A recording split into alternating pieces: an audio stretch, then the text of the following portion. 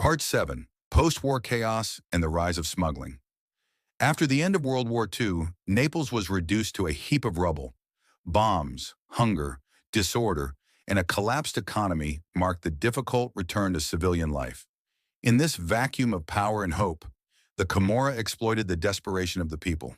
It dove into the black market, first with generic goods like food and medicine, and soon specializing. By 1943, Camorra gangs controlled strategic supply points near ports and Allied bases, taking advantage of foreign provisions to fuel illegal trafficking. In the 1950s, cigarette smuggling became the real business. After the closure of the free port of Tangier in 1961, Naples transformed into the new epicenter of contraband tobacco. Large motherships stopped outside territorial waters, while small boats, the so-called Scaffi blue hulls, transported loads of cigarettes to the Campanian coast. Between 1969 and 1973, according to Guardia di Finanza estimates, dozens of ships, fishing boats, and motorboats were seized in Italy, an underground industry employing around 50,000 people in Naples alone. We are talking about a business worth hundreds of millions of dollars per year. In 1970, a deal involving Pio Vittorio Giuliano and Michele Zaza led to the importation of thousands of crates of Marlboro and Camel without paying a cent in taxes. Ciro Mazzarella, known as Celone, expanded his fleet, handling tens of thousands of crates per month and earning over 200 billion lire in revenue. These smuggling captains, Zaza, Mazzarella, Giuliano, and Simonetti, held true economic power in the 1950s to 70s. They controlled markets, coasts, ports, and logistical bases. The state responded with repression, but could not penetrate a system that offered jobs, income, and identity to thousands of families. A sociologist noted that around 50,000 families lived off smuggling. This boom also generated international alliances, with the Sicilian mafia and the Marseille gangs, exchanging goods, operational knowledge, and strengthening the criminal network. Michele Zaza, for example, was initiated into the mafia in 1975, precisely to ensure coordination in trafficking via Scaffi Blue. Smuggling transformed the Camorra from a neighborhood network into an economic empire, legitimized in public perception because it offered lower prices, work, and a sense of community. In a hungry Italy, the Camorra appeared as an alternative to the point that it was called a sort of Fiat of the South. With that mafia capital, the next decade saw narco-trafficking as the natural next step, transitioning from cigarettes to cocaine and heroin. Part 8. The Drug Trade and the New Camorra. By the mid-1970s, the Camorra changed skin. Cigarette smuggling gave way to a far more profitable market: narcotics. Internationally, heroin from the Balkans and the Middle East flooded Europe, while South American cocaine gained ground on global criminal routes. In this scenario emerged a man destined to radically change Camorra history: Raffaele Cutolo, founder of the Nuova Camorra Organizzata, NCO. Cutolo managed for the first time to unify Neapolitan clans under a single banner, a single rule, a single boss. A pyramid structure inspired by the Sicilian mafia model. Through his connections, Cutolo established direct contacts with international drug producers, cutting out intermediaries and multiplying profits. Heroin was refined in clandestine laboratories between Campania and Abruzzo, then distributed through a network of dealers that reached across Italy and into parts of Europe. According to judicial records of the time, the NCO ran a business worth billions of lire per month, but Cutolo's dream of hegemony provoked violent reactions. The clans refusing to bow formed the Nuova Famiglia, a criminal alliance made up of historic figures like Carmine Alfieri, Michele Zaza, the Nuvoletta clan tied to Cosa Nostra, and the Giuliano family of Forcella. A bloody war broke out among Naples' old guard Camorristi. Between 1979 and 1983, the streets of Naples and its province became theaters of executions and revenge. Campania was overwhelmed by hundreds of murders. Bombs exploded in broad daylight. Ambushes and shootings marked every corner of the city. The state responded with police operations and maxi trials, but the Camorra's economic structure was now permanently changed. The era of smuggling gave way to a new paradigm: Drug trafficking became a real enterprise. The clans specialized, invested in logistics, and built international networks. Violence was no longer an end in itself, but a means to conquer and defend the market. Drugs became the financial engine of the modern Camorra. Part 9, the 1980s Blood Feud in Civil Awakening. The 1980s opened a chapter of unprecedented violence in the history of the Camorra in Campania. The war between Cutolo's Nova Camorra Organizzata and the Nova Familia degenerated into a ruthless conflict that drenched the region in blood. In 1981 alone, over 250 murders were recorded in Naples province. Victims included not only affiliates or declared enemies, but also relatives, shopkeepers, witnesses, and even children. The streets of Torre Annunziata, Casoria, and Scampia became theaters of cold-blooded executions. Some killings were so brutal that they burned into the public imagination: burned bodies, beheadings, car bombs. One of the most emblematic massacres was in San Antimo, where members of a rival clan were slaughtered during a meeting. In other cases, entire families were wiped out as a warning for a single betrayal.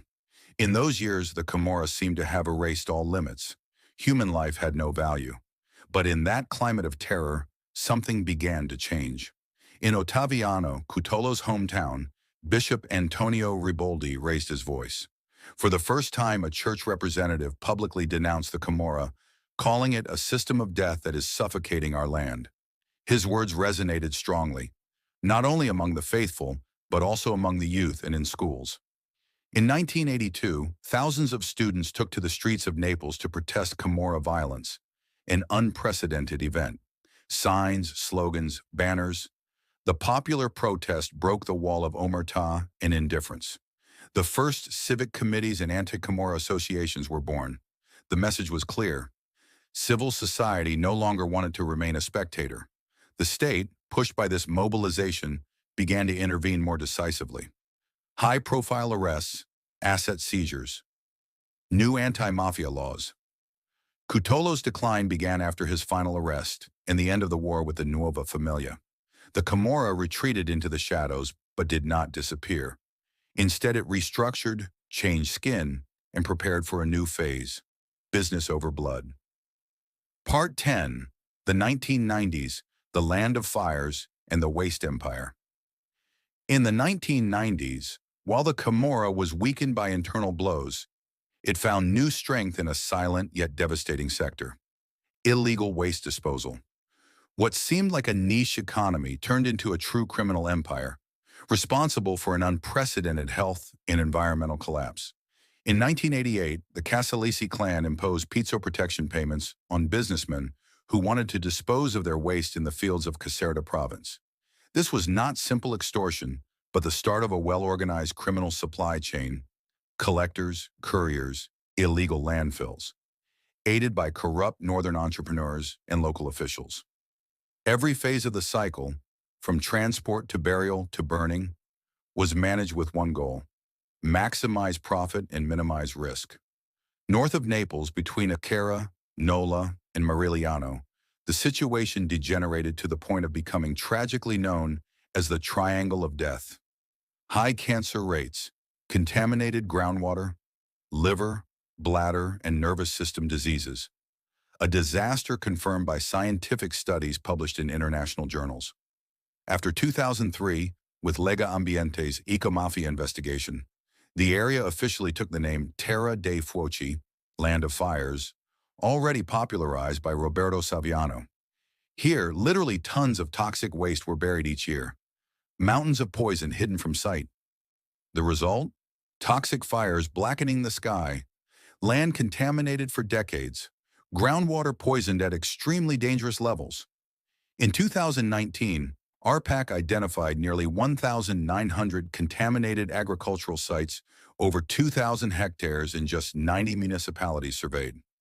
Behind this disaster lay astronomical profits and minimal costs.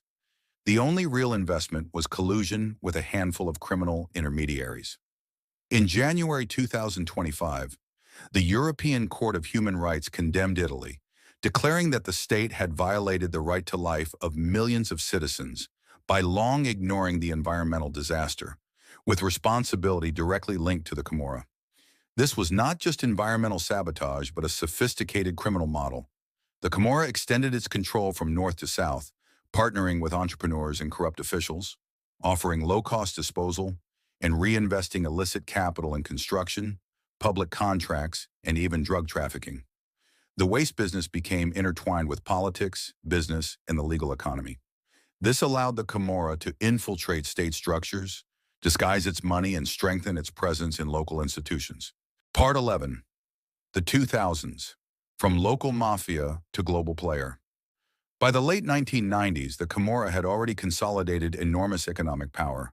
But in the new millennium, it completed its transformation.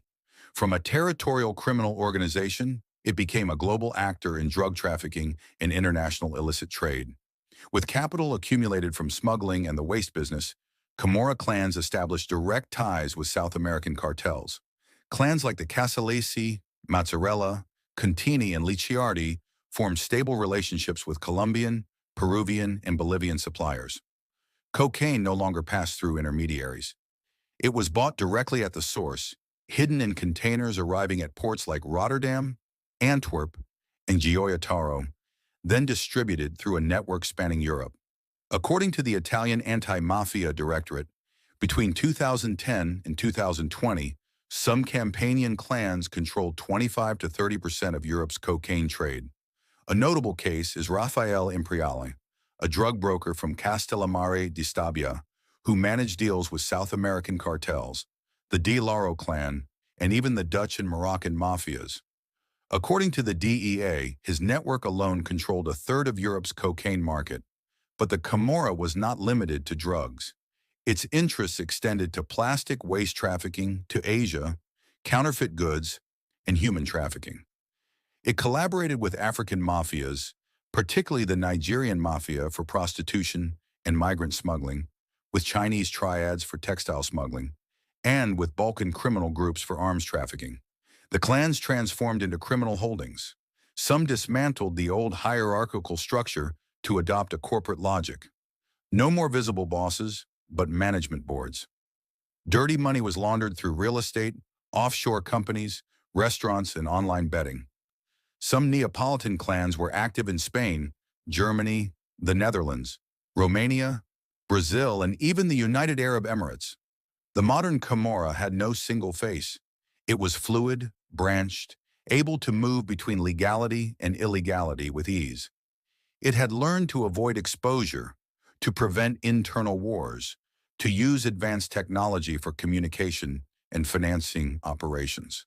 In many cases, it now resembled an international cartel more than a traditional mafia. Part 12, Today's Camorra and the Ongoing Battle. Today, the Camorra is no longer a single, compact entity. It is a complex mosaic of autonomous clans, often in conflict, sometimes allied, acting with different logics but a common goal: power. According to the latest Anti-Mafia Investigation Directorate report, over 150 clans are active in Campania, with around 4,500 documented affiliates. The real strength of the Camorra, however, lies not in numbers, but in its incredible adaptability. Historic clans, Casalesi, Magliardo, Contini, Licciardi, Mozzarella, still maintain significant influence, but they now face a new phenomenon: baby gangs, groups of very young members, often minors, raised without family or social guidance, armed and violent, capable of imposing themselves with brutal methods and unprecedented visibility on social media. These gangs are less structured, but have the power to destabilize entire neighborhoods. At the same time, the Camorra has consolidated its presence in the legal economy, construction, catering, transport, waste management, public contracts, logistics. In many parts of Campania, the line between the official economy and the criminal economy is hard to trace.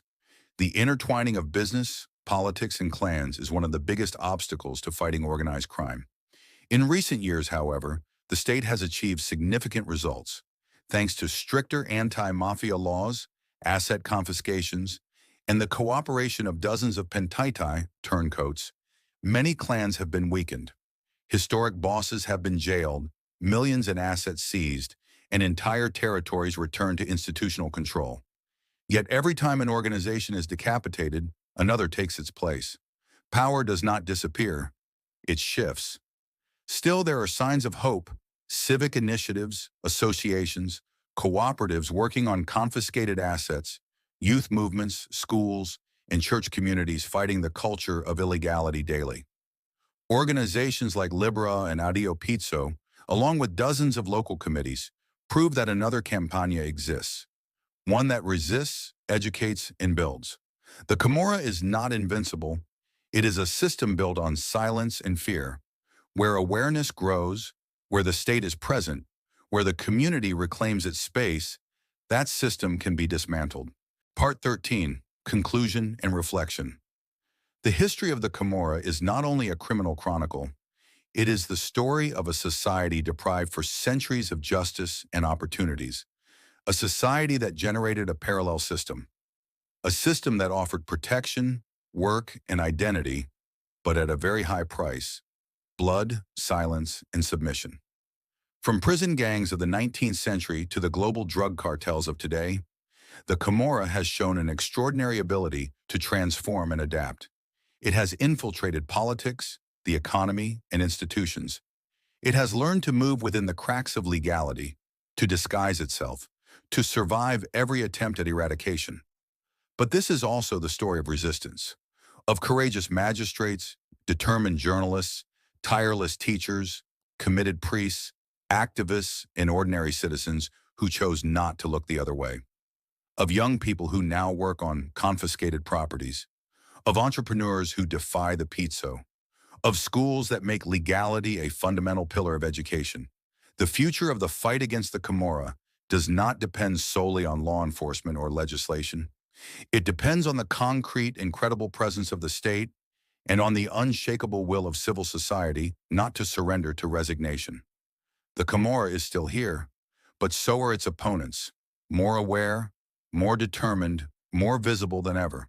The challenge is still open, and the ending of this story has yet to be written. Final words from the video narrator.